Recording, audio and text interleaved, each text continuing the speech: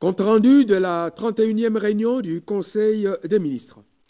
Ce vendredi 15 mai 2020 s'est tenue à Kinshasa par vidéoconférence la 31e réunion du Conseil des ministres sous la présidence de son Excellence M. Félix-Antoine Tshisekedi Tshilombo, président de la République, chef de l'État. Les 4 points ci-après étaient inscrits à l'ordre du jour. 1. Communication de son Excellence, Monsieur le Président de la République, chef de l'État. 2. Points d'information. 3. Approbation de relevés de décisions du Conseil des ministres. 4. Examen et adoption des dossiers. 5. Examen et adoption des textes. 1. De la communication de son Excellence, Monsieur le Président de la République. Le Président de la République a axé sa communication principalement sur les questions spécifiques et les questions d'orientation et de suivi de l'action du gouvernement. À propos des questions spécifiques, le Président de la République a exprimé sa position sur les dossiers suivants. 1. Les prix des produits de première nécessité sur le marché. 2. Le projet de port en eau profonde de Banana. 3. La desserte en eau potable dans la ville de Boma. Et 4. L'hommage au dernier ancien combattant de la Deuxième Guerre mondiale, décédé récemment. Abordant le premier point relatif au prix des produits sur le marché, le Président de la République s'est préoccupé de la persistance de leur flambée. À ce sujet, il a invité le ministre de l'Économie à en faire un développement dans son dossier sur l'évolution des prix des denrées de première nécessité qu'elle exposera. Concernant le port en eau profonde de Banana, le président de la République a indiqué qu'il était très attaché à la réalisation de ce grand projet vital pour notre pays. Le chef de l'État a demandé au vice-premier ministre en charge des ITPR et au ministre des Transports et Voies et Communications de venir faire un état des lieux sur la question à la prochaine réunion du Conseil des ministres.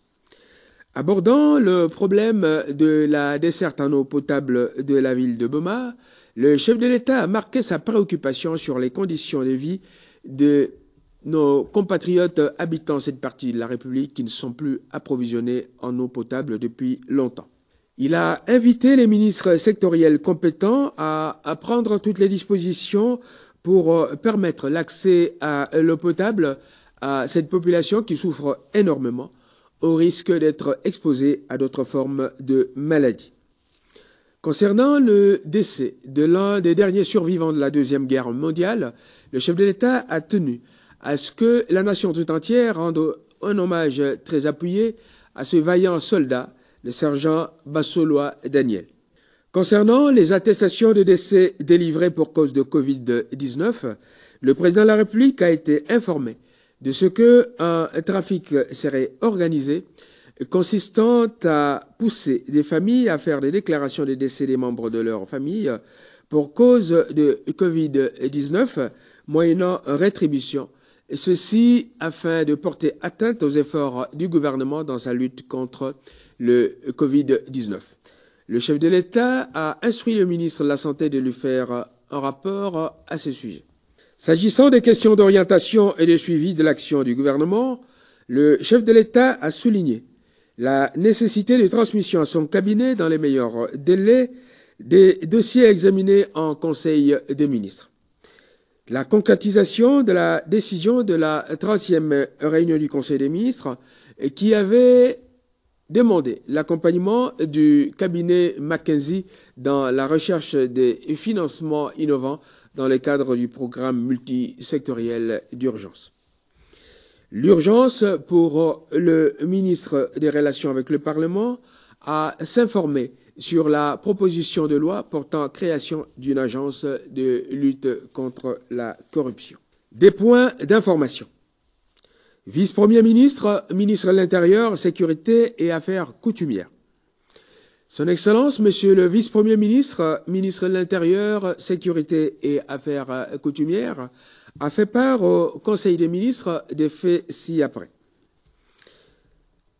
1. L'état d'esprit de la population. Avec l'atteinte du seuil de 1000 cas de contamination, la population, en particulier celle de Kinshasa, s'interroge sur l'efficacité des mesures préconisées. À Kinshasa, les restrictions d'accès à Gombe dues au confinement semblent exacerber la colère des personnes dont les activités principales s'y déroulent. On note également un relâchement de l'application des mesures barrières. 2. Au plan sécuritaire, on notera que l'activisme des groupes armés réfractaires au désarmement s'observe encore dans certaines provinces de l'Est. Il en est ainsi de la province du Bas-Zuélé, de l'Uturi, de la province du Nord Kivu. Il y a lieu de relever que dans la province du Haut-Lomami, des éléments du service national ayant terminé la formation ont tenté de piller la localité des Kayoyo pour protester contre leurs mauvaises conditions de vie. 3. Au plan de la criminalité. Dans le Haut-Katanga, la police nationale est intervenue pour rétablir l'ordre à la suite des altercations entre militants de JUDPS et ceux de JUNAFEC. Dans le Bas-Zuélé, la cohabitation semble difficile entre les populations des Niangara et les éleveurs nomades Mbororo. À ce sujet, les autorités locales préconisent l'identification et le désarmement des éleveurs Mbororo d'une part, et les négociations avec leurs représentants en vue de leur rapatriement volontaire dans leurs pays d'origine respectifs d'autre part. 4. Au plan social. Dans la province du Kasaï oriental, la grogne persiste au sein des travailleurs de la MIBA au sujet de leurs conditions de vie. On note ça et là une rupture de la desserte en eau potable dans quelques coins de la République à cause des problèmes que connaît la Régie des eaux. C'est le cas à Likasi, à Kabinda et à Lissala. On a observé par ailleurs 2 cas de naufrage de pirogues dans la province de Maniema et dans celle de Kasaï, occasionnant 30 morts et 22 disparus. Ministre de la Défense nationale et ancien combattant. Le ministre de la Défense nationale a exposé sur les différents points dont la situation générale en matière de sécurité. À ce sujet, il a été constaté un calme sur toute l'étendue de la République, hormis quelques poches d'insécurité dans la partie est du pays, notamment à Beni, Kassindi, Bunia et dans le territoire de Djougou. Dans le secteur opérationnel de Tanganyika, les rendus ont commencé à rejoindre les groupes armés, faute d'avoir été pris en charge par le gouvernement. En territoire de Moba, l'armée zambienne poursuit l'occupation des localités de Kibanga et Kalubamba. Les forces armées de la RDC sont en alerte. Cependant, il n'est pas envisagé d'option de guerre à ce moment-ci. Les contacts diplomatiques, du reste déjà fort avancés, sont privilégiés pour la résolution de ces différends, encore que nos troupes soient en alerte. Vice-premier ministre, ministre de la Justice et garde des Sceaux. Dossier concernant la lutte contre la cybercriminalité. Le vice-premier ministre, ministre de la Justice et garde des Sceaux, a fait part au Conseil des ministres de la nécessité de disposer d'un arsenal juridique permettant de combattre la cybercriminalité et la pédopornographie. Le Conseil des ministres a adopté la note d'information présentée par le vice-premier ministre, ministre de la Justice et garde des Sceaux. Il a, à cette occasion, dit sa détermination à combattre cette criminalité qui porte gravement atteinte à la dignité des êtres humains, en particulier à celle des hauts responsables ainsi exposés au discrédit et à la manipulation. Le Conseil des ministres a salué l'arrestation et la détention au CPRK d'un des criminels de la cybercriminalité qui s'était permis de salir le ministre d'État, ministre de la décentralisation. Le Conseil des ministres a recommandé que la législation en la matière soit renforcée en faisant intervenir dans la réflexion tous les acteurs concernés pour répondre aux défis qu'impose cette forme de criminalité. Ministre de la Santé publique. 1. Évolution de la situation de la pandémie de Covid-19. Le ministre de la Santé a fait part au Conseil des ministres de la situation ci-après au 14 mai 2020. 1299 cas de contamination confirmés. 51 décès. 979 patients en bonne évolution et 212 guéris. Il a fait observer que les cas de décès sont en très faible augmentation. S'agissant de l'évolution par province, le ministre de la Santé a donné les indications suivantes de contamination par province. Kinshasa, 1218 cas, Congo central, 55 cas, Haut-Katanga, 10 cas, Nord Kivu, 8 cas, Sud Kivu, 4 cas. Le ministre de la Santé a fait part au Conseil des ministres de la mission qu'il venait d'effectuer dans la province du Congo central avec une équipe du secrétariat technique de la riposte. Le constat qu'il a fait est que la province a un manque criant de matériel de réanimation, des personnels soignants formés, de matériel roulant, des médicaments. Bref, malgré les efforts du gouvernement provincial, il manque des moyens à cette province pour faire face à cette pandémie. Intervenant à la suite du ministre de la Santé, le vice-ministre de la Santé a fait part au Conseil des ministres d'un don de matériel et équipement de la part du Qatar et de la Chine. S'exprimant après le ministre de la Santé, Madame le ministre en charge des personnes vivant avec handicap, chargée spécifiquement de la gestion des Congolais rapatriés, a fait part des difficultés financières qu'elle rencontre dans l'hébergement des compatriotes rapatriés. À ce sujet, le Conseil des ministres a rappelé les indications déjà données concernant les personnes qui peuvent être gardées dans les hôtels et celles qui ne le seront pas en fonction de l'état qu'elles présenteront à leur arrivée. Intervention du professeur Muyembe. Le professeur Muyembe a indiqué qu'après le passage du président de la République à l'INRB, le secrétariat technique a organisé une séance de travail avec une équipe de scientifiques du Congo-Brazzaville pour envisager les perspectives du produit expérimenté à Madagascar. Toutes les réflexions y relatives seront soumises au comité d'éthique respectif des deux pays. Il a également fait part des mesures d'isolement qui ont été prises à la prison de Ndolo. Pour la prison de Makala, les recherches ont été activées. Quelques prélèvements y ont été effectués. Ministre de la Recherche scientifique et Innovation technologique.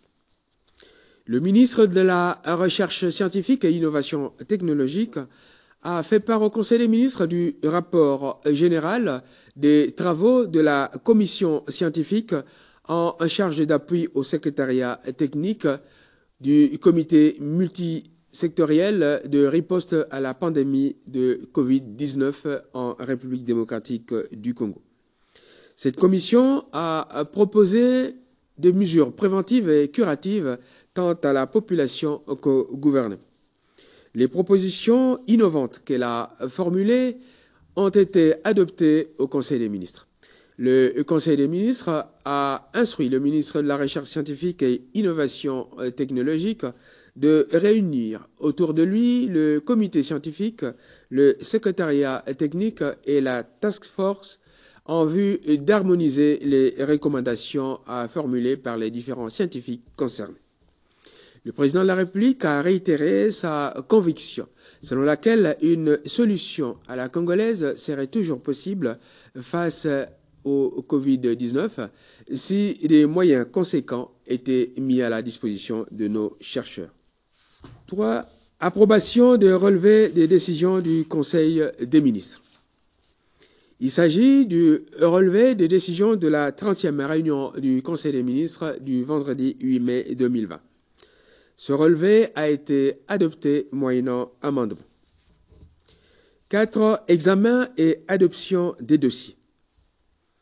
Premier dossier, vice-premier ministre, ministre de la Justice et garde des Sceaux. Le dossier concerne le rapport sur les enquêtes judiciaires ouvertes contre M. Saleh Ali Assi et associés Les sociétés Mino-Congo, Pain Victoire, Transgazelle, Interaliments et leurs succursales. Le vice-premier ministre, ministre de la Justice et garde des Sceaux, a présenté son rapport avec ses recommandations. Après examen, le Conseil des ministres a décidé de renvoyer son examen à la prochaine réunion après que le vice-premier ministre, ministre de la Justice et garde des Sceaux, se soit assuré de la consultation de toutes les parties concernées et à l'origine des mesures qui avaient été prises à ce sujet. 2. Rapport sur l'enquête judiciaire à la Régie des voies aériennes. Le rapport a été présenté au Conseil des ministres. Après débat, il a été décidé que ce dossier fera l'objet des orientations du chef de l'État à la suite de la réunion qu'il présidera sur ce point avec le Premier ministre et le vice-premier ministre, ministre de la Justice et garde des Sceaux. Ministre des Finances. Il s'agit du dossier relatif au point sur l'impôt sur les bénéfices et profits. Après avoir informé le Conseil des ministres des dispositions légales régissant la matière, le ministre des Finances a fait remarquer qu'à l'échéance de souscription du 30 avril 2020 pour les revenus 2019, la situation se caractérise par des contre-performances, dont particulièrement celles enregistrées dans le secteur minier. Ceci s'explique en grande partie par la baisse enregistrée en 2019 des cours des principaux produits miniers, dont le cobalt, ainsi que la récession observée dans l'économie chinoise, de même que le ralentissement des activités minières dans le Katanga en 2019. Le ministre des Finances a proposé au Conseil des ministres des actions vigoureuses à mener par les services opérationnels pour redresser la barre à l'issue des mesures liées à l'urgence sanitaire. Après examen, le Conseil des ministres a adopté ce rapport. 2. Situation des finances publiques à mi-mai 2020. Le ministre des Finances a fait part au Conseil des ministres de la situation des finances publiques à mi-mai 2020. Il en résulte que cette situation est assez tenue et mérite une gestion plus que rigoureuse. Des recommandations ont été formulées à leur sujet, surtout au regard des engagements contractés par notre pays.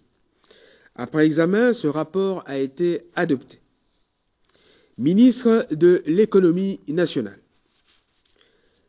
Le dossier concerne l'évolution des prix des produits de première nécessité à la suite de la mesure de suspension de la perception de la TVA et de la baisse des prix des produits pétroliers. Il s'agit ici de l'examen des conséquences sur les prix des produits de grande consommation des mesures gouvernementales portant sur la suspension de la perception de la TVA ainsi que sur la baisse des prix des produits pétroliers. Les constats suivants ont été faits à propos de la TVA. Un retard d'1 mois de la mise en vigueur consécutive au processus de paramétrage du système Sidonia World de la DGDA par la neutralisation de la TVA a été enregistré. Les producteurs locaux n'ont reçu aucune instruction en rapport avec la neutralisation de la TVA sur la vente de mêmes produits et attendent jusqu'à ce jour les directives claires à ce sujet. Le décret du 20 avril 2020 portant suspension de la perception de la TVA ne concerne que les produits importés. En conséquence, les mêmes produits fabriqués localement n'ont pas encore subi une modification à la baisse. C'est le cas du sucre brun produit par la compagnie sucrière de Kwilu Ngongo. Sur l'évolution des prix des importateurs et grossistes, on a constaté des baisses sur les produits essentiels que sont le riz, le poulet, la viande de bœuf, l'huile végétale, le chinchard, le poisson salé, le sucre importé. Les farines de froment et de maïs, quant à elles, avaient déjà été affectées par une loi les exonérant de la TVA. Sur l'évolution des prix à la consommation des détaillants, il a également été observé une baisse, notamment sur le sac de cossette de manioc, la farine de maïs, la chikwang, les feuilles de manioc, les haricots, les chinchards, le poisson salé, la sardine, le poulet, etc. Les produits pharmaceutiques, par contre, n'ont pas connu de baisse, bien au contraire. Pour ce qui est du transport en commun, les gouverneurs de province sont en concertation avec les corporations concernées pour des propositions conformes aux décisions du Conseil des ministres. Des abus ont par ailleurs été observés dans certains supermarchés de Kinshasa en rapport avec la neutralisation de la TVA.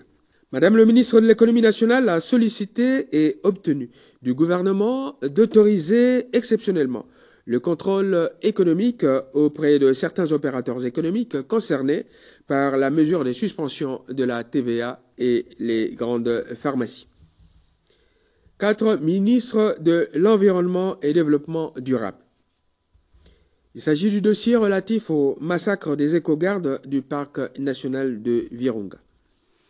Le ministre de l'Environnement et du Développement durable a fait part des conditions dans lesquelles 13 éco-gardes, membres du Corps de protection des parcs nationaux de l'Institut congolais pour la conservation de la nature, ICCN en sigle, ont été tués par des éléments de l'unité spéciale FDLR CRAP en date du 24 avril 2020.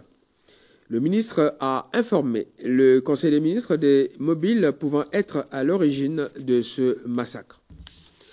Les recommandations formulées par le ministre, tant au plan militaire, politique que social, pour éviter la reproduction de tels actes, ont été approuvées. En définitive, le Conseil des ministres a adopté le susdit rapport. 5. Examen et adoption des textes. Premier texte, celui présenté par le vice-premier ministre, ministre du Budget. Le vice-premier ministre, ministre du Budget, a exposé au Conseil des ministres les grandes lignes du projet de loi de finances rectificative pour l'exercice 2020. Après discussion, le Conseil des ministres a recommandé un approfondissement à la commission ad hoc de la réflexion à ce sujet, afin de tenir compte notamment de différents paramètres qui n'ont pas été suffisamment pris en compte. 2. Vice-premier ministre, ministre de la Justice et garde des Sceaux. Il s'agit du projet de loi portant autorisation de la prorogation de l'état d'urgence sanitaire proclamé par l'ordonnance numéro 20/014 du 24 mars 2020. Après avoir entendu les explications de Son Excellence Monsieur le Vice-Premier ministre, ministre de la Justice et garde des Sceaux, le Conseil des ministres a adopté ce projet. Commencé à 12h20, la réunion du Conseil des ministres s'est terminée à 22h juste. Je vous remercie.